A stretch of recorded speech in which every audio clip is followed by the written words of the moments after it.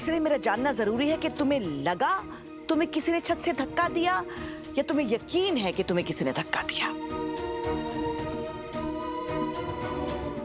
क्योंकि तुम जैसे ही ये कहोगी हम सब तुम्हारे और राघव की नजर में गुनहगार बन जाएंगे।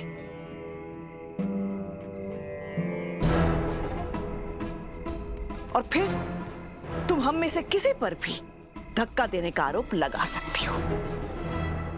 कैसी बात कर रही हो शारदा?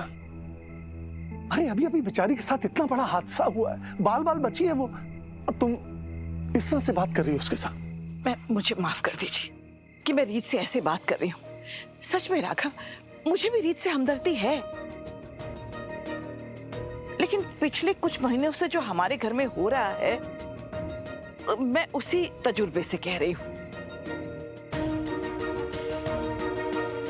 आपने तो देखा है ना कि रीत हम में से किसी एक पर शक करती है और फिर उसके पीछे पीछे राघव भी आजकल उसे गुनहगार साबित करने पर तुल जाता है। और फिर पूरा परिवार सवालों के घेरे में आ जाता है। बुआ जी एकदम सही कह रही हैं। कुछ टाइम से रीत भाभी का जो बर्ताव है हम सबके साथ, तो किसी भी हालत में उनके साथ हमदर्दी दिखाना तो डिफिकल्ट ही है।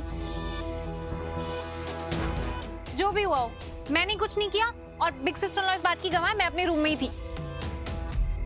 और मैं भी हॉल में था, सभी नौकर थे वहां, चाहे तो जाकर पूछ सकते हो। मैं तो मंदिर में थी, दिया जला रही थी, साफ सफाई करा रही थी। हाँ बुआ जी मेरे साथ थी, मतलब मैं इनके साथ थी।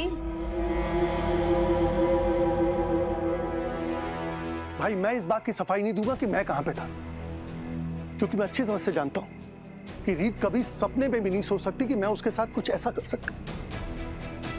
थैंक यू भूपा जी। और बस कीजिए आप सर। रीत ये नहीं कह रही कि उसे किसी ने छत से धक्का दिया है, वो ये कह रही है उसे लगा उसे किसी ने धक्का दिया है। और वैसे भी हम किसी पे इल्जाम नहीं लगा रहे, सो रिलैक्स।